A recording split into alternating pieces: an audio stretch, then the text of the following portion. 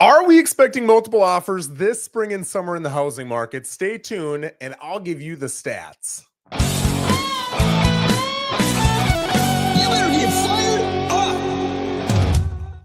Guys, what's going on? Happy Friday, man. We made it. I just got back from a vacation in Jamaica. Hadn't gone on a vacation in a while, so I've still got "Hey Man" in my brain right now. So I thought, hey man, I got to get "Hey Man." There, I just said it again. I got to get back into stat world because if you guys know me, I am an absolute nerd when it comes to housing stats. I just like data. It's what attracts me. It's what helps me make really educated decisions, or at least I feel like I'm making educated decisions. And honestly, for my clients, I feel like a lot of my clients, when they come to me, they say, hey, one reason we're attracted to you is because you're so into data. We want to know what's going on. We don't want opinions. We want facts. And we like that you base it on facts. So this is attractive to me. It's attractive to a lot of you guys. I'm glad it is. So I wanted to share some data with you to support or deny. We'll kind of go through the different stats here, whether or not we should expect to see multiple offers in the spring and summer here of 2025. Now, I'll say the same thing that everybody else says, and I don't say this to get off the hook. I say it because I want you to keep an open mind about this. Nobody knows what's going to happen, right? Trump could come out with crazy high tariffs, and it really impacts the economy. Trump could reduce tariffs, and it really changes the economy. Jerome Powell could change the rates higher or lower, and it drastically impacts the housing market. So many things could happen that would have drastic impacts on the market, good or bad. I didn't even talk about the stock market, that you never know what's going to happen. And if you go back and you look at 2008, right?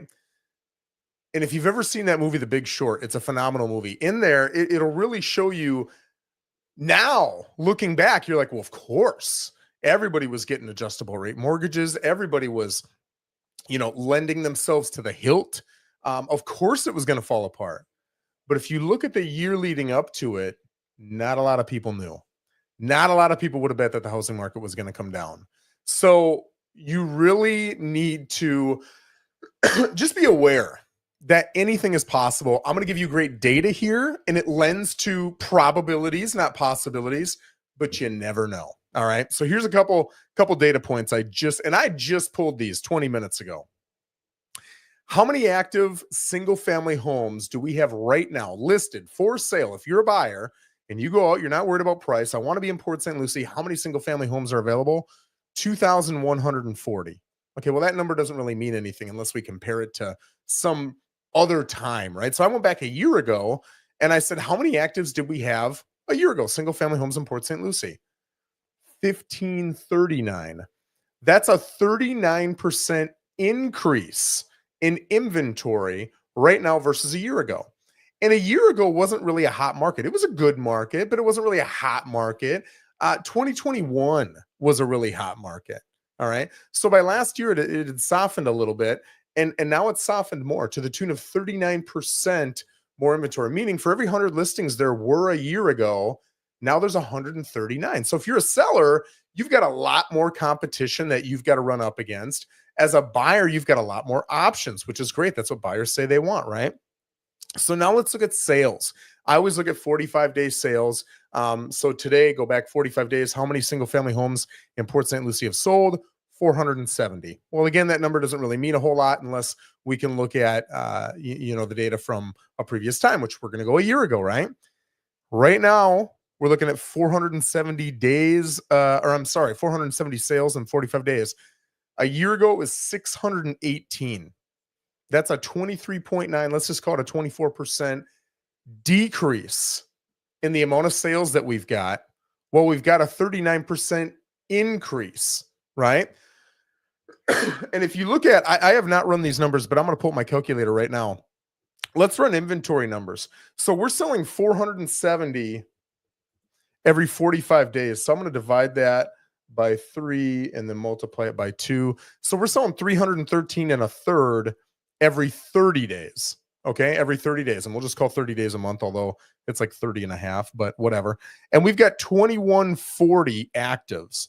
So 2140 divided by 313 and a third, That is 6.8 months of inventory we've got at any price point, all price points in Port St. Lucie right now. 6.8 months. Let's look a year ago. All right.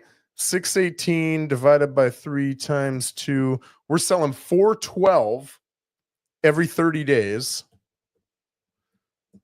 We had 3.74 months of inventory. 6.8 versus 3.7. That's almost a doubling of inventory. Inventory meaning if we look at the actives that we currently have on the market, we didn't take on any new listings and we sold at the same rate that we've been selling for the last 45 days. How long would it take to sell out of that inventory? Right now, 6.8 months. A year ago, 3.7. Almost a doubling. Okay. So that lends to, are we going to see more multiple offers? Probably not. We're going to see less multiple offers. They'll never go away. There were multiple offers in 2008 when the market was probably the worst I'll ever see it in my lifetime. But it lends to seeing that less often. Okay. Here are a couple more stats. Of the 470 that sold over the last 45 days, 77, or roughly 1 in 6, 16.4%, were over asking price. Okay, 1 in 6 sold for over asking price. Now, that doesn't mean necessarily that there was multiple offers. You can get multiple offers and it sells for 98% of asking. You can get multiple offers that sells for 100, 105, whatever. You can get anything. It depends on what those multiple offers look like. But it lends to the fact that there are still people paying more than asking. Now, why would you pay more than asking? It could be multiple offers. It could, and that's what we're focused on here. But it could be a couple other things too. I've seen people raise the price for a lot of reasons, but to accommodate closing costs. So maybe you're asking 400 grand on your house and I can buy, but I need my closing costs covered. So I need $12,000, right? 3%. And you say, we'll give you 12 grand. I understand you need the cash, but then we're going to raise the price to 412. So you're not going to pay me 4, you're going to pay me 412. And then I'll pay your $12,000 in closing costs. I still get my 400 grand. You get your cash taken care of. And your mortgage only goes up $12,000, which is probably 60, 70, 75 bucks a month. Everybody's happy. In that scenario, we didn't necessarily have multiple offers, but we still sold for over asking, right? Another one is, and this is more on new construction, although it could be on anything. And I'll give you an example of how it could be on anything. Maybe it's a $500,000 new construction home, but I'm the buyer and I come in and I say, hey, love it, but I don't like the carpet in the 3 bedrooms, take it out. And I want matching plank tile like I've got in the common area. And they say, okay, that's going to be another $15,000. Cool. So now my price is $515,000. That's what I'm selling for. But the ask price was $500,000. So we actually sold for 3% more or $15,000 more. Because of multiple offers? No, because I wanted more amenities.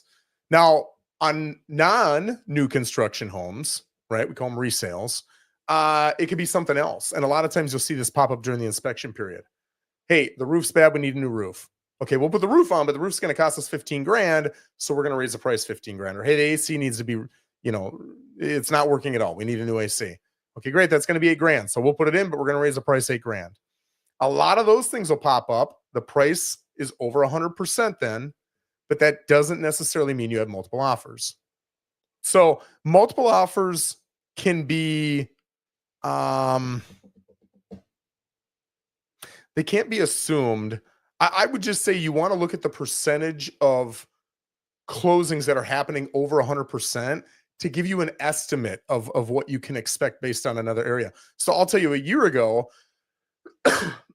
we weren't seeing a ton of multiple offers. Maybe you saw it on 1 out of every 6, 1 out of every 7, something like that.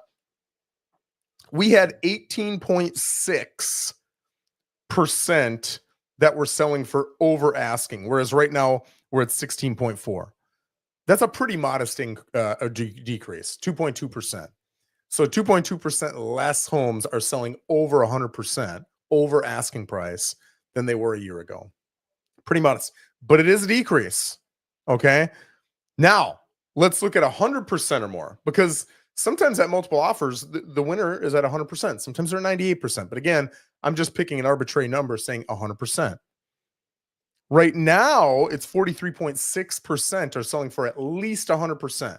Maybe 101, 102, 102. I almost said 110, 110, whatever it is. But they're selling for at least 100%. 43.6. A year ago, it was almost 5% higher at 48.2%. Right? What does that come out to? 4.6. So we got a 4.6% decrease now versus a year ago in the amount of homes that are selling for 100% asking price or more. Again, does that mean that we're seeing less multiple offers? No, but it lends to that idea. It's probable, right? So the odds of you seeing it are less. So if you're hearing this as, I mean, I guess a buyer or a seller, you would probably think, okay, it's possible that we get multiple offers, but it's not probable. As a buyer, it so depends on your situation, right? Your timeline, your motivation, how much do you love this house? Are you really picky? Maybe there's a big gap between house number one and house number two. If you're not picky and there's a lot of homes you'd pick, then maybe there's not a big gap between house number one and number two. If you're not picky and there's 2, 3, 4 homes you would buy and they fit your price point, and you get yourself into a multiple offer situation in this market, if you don't like that, and number two is pretty dang close to number one, you could easily back out and just start offering on number two, right? Because you're okay with that. Now, it's a little bit different if number two is like a B minus and number one is an A plus, right? And it's both of them are in your price range. Well, now in a multiple offer situation, even if it's a softer market, you might be willing to pay a little bit more. You might be willing to compete, right? It depends on you, what your needs are. Some people are very like, I got to get a deal. And some people are like, I've got to get an amazing house I'm going to be happy with. And so it really depends upon what you're looking at. But I will say this, there are still homes that are selling for over asking, obviously, right? What I say, 16.4%. There are still homes selling at asking or higher, 43.6%. Realize this, the homes that are getting multiple offers have two really good things going for them. In fact, I'd argue three. Number one, they've got a beautiful price. It is a beautiful price for what's being offered. That's why it's attracting multiple people. That's why if you overprice by $10,000, $15,000, $20,000, not only are you not going to get multiple offers, you might not even sell. You might not attract a offer because there's just so many options out there and there's fewer sales. But when you're priced right, maybe even 5, 10 grand under market, you've got an attractive price, which means you've got a lot of people coming to you. All right. The second thing is your presentation. Presentation is a lot. Number one, it's your staging. How does it literally look when I get there? How does the paint look? Have you repaired things? Right? Do you have little brochures on your kitchen counter showing me all the amenities I may not understand? And that honestly, a lot of newer buyer's agents may not understand. I want to make sure they've got little tools to help them sell it too. How do your photos look? Are they professional? Do you have drone shots, especially if you're on the water or maybe you're 2 blocks from the water? You can't get that with a normal photographer. You've got to get a drone shot showing here's the house, 2 blocks away, there's the ocean. Boom. That's huge. Do you have that? Is your write-up good? Is all your data on the MLS accurate? And is it all filled out? Do you have all your documents for a buyer who's wanting to put an offer in a documents tab on the MLS? That's your realtor's job, but do you have all those things?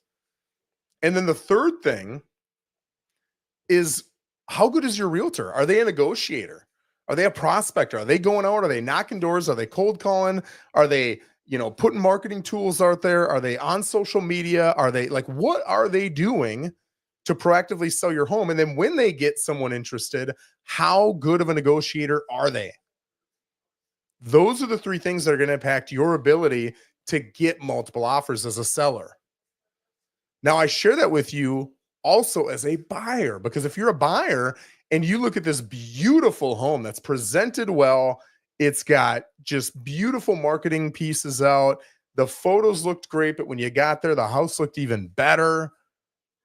And it's priced really well. Everybody's going to be attracted to that house. So there's a much higher chance that that home is going to get multiple offers. So I always tell people, not quite in this market, because it's still, you're not going to see very often. But in a hotter market, I'll say, if you want to get rid of multiple offers, you got to start looking at crappier, overpriced homes. That's the way to get rid of it, right? And it's kind of a tongue-in-cheek joke that when you're looking at the sexy houses, everybody's attracted to it. So just expect there's a better chance for multiple offers. That's not a bad thing, right? If two homes are exactly the same and they're both worth 450 and one home is offering 460 and one home is offering it for 440, you're going to be way more attracted to that 440. And multiple offers might bring it up to 450, even 455. But it's still better than the 460, right? So it doesn't necessarily mean it's a bad thing. You also might, in a buyer's market, a softening market, which is what we're in, you might see that 440, the competing offer comes in at 430. You might get it for 435, 437, 438. You're still getting it considerably under that 450 that it's worth. So don't let multiple offers scare you off. I always tell people, don't let the words multiple offers scare you off. Just put in your best offer. And if it's not meant to be, it's not meant to be, which is the same as you walking. But it took you 3 minutes to hit a couple buttons on your little texting machine here, right? So just do it. If you love it, do it. The worst thing that's going to happen is you're not going to get the home. And if you walk, you didn't get the home anyway. And then you can go over to that 460 home and see how your negotiation skills work. Maybe you'll get it for 435, 440, right? So guys, do I think there's going to be multiple offers this spring and summer? Unquestionably. Do I think it's going to be common? No, I think you're probably going to see it, one in every 6, one in every 7 transactions, excuse me. You're not going to see it very often. However, you are more likely to be involved with them than the rate would lend to. And what I mean by that is 16.4% are selling for over asking, but I don't think it's going to be your experience that 16.4% of the time you're seeing multiple offers. I think it'll be more often because you're more attracted to those good-looking homes that are priced well. The home that's 30 grand overpriced and it looks like a turd, nobody is putting offers in on those. But those are still part of my data, right? Those are still part of the stats. Nobody's putting offers in on those. Or if it is, it's an investor who came in really low and lowballed them. So you probably looking at pretty houses, because most people today, unless they're investors, they don't want to buy a home unless it is perfect, which has changed. I've been doing this for roughly 20 years. That has changed. People used to buy a turd, 80, 90, 100 grand back in the day. And it had crappy stained carpet and everything was outdated. And the roof needed to be redone in the next 5 years. And they just called that a starter home. And we don't really do starter homes anymore. First-time home buyers demand near perfection. It's just the culture's changed. That has pushed up that entry-level price. It's pushed it up quite a bit. What it's also done is made it really challenging for sellers who have these issues, even minor issues, right? Your AC is working, but it's 18 years old. It's working just fine. You got carpet in the bedrooms, and it's a little stained. Works just fine. Not a problem. It's aesthetic, but it's stained. And you got wallpaper in one of your bathrooms, and it's peeling a little bit in the corner. 100% aesthetic. It's not going to ruin anything. But what do people say? They don't look at what it would be worth if you did all those things. They look at the asking price, and they say, wow, yeah, but then I got to take off 8 grand for an AC. I got to re-wallpaper it. That's going to cost me 3 grand. That's 11 grand. Then I got to get this carpet out, and I got to put this beautiful tile that I love. That's going to cost me another 15 grand. So 15, 11, that's 26. We got to come in 26 grand low. Well, we might have already priced it 26 grand lower than where it should be for those things. But the buyer doesn't do that math. And a lot of buyer's agents don't do that work to see where it should be. And a lot of buyers, again, unless they're investors, aren't going to even put that offer in 26 grand low. Because they're just going to say, this is too much work. Let's go find something 26 grand more that's got all this stuff done. So I say that because if you're a buyer and you're seeing, wow, Joe said 16% sold for over asking, but I'm seeing a little bit more than that. Multiple offers, maybe you put in 2 offers and both of them are multiple offers. That's not a bad thing. What that means is you're picking awesome houses that are well priced and they're stunning for the price. And I always tell people that's good news. Just stay in your lane. What is the best you're willing to do? Put it in an offer. There's a way to protect yourself so you're not even doing the best you can do. Right? There's a couple different strategies for that. And then if you win, you win. If you don't, you move on to the next one. But if you just walk away, you're missing that opportunity altogether. So, guys, I'd love to hear your opinions. If you agree, disagree, whatever, you're seeing data I'm not seeing, I'd love to hear your opinions on this. We've all got different information coming into our heads. We've got different sets of circumstances. We all work at different jobs that lend to a different understanding of what the market's going to do. I would love your opinion on this matter. And if you've got any ideas for future videos, right? You've got questions, I've got answers. Put the question in the comments, and I'm happy to do a video of it in the future. Guys, have a great Friday and an even better weekend.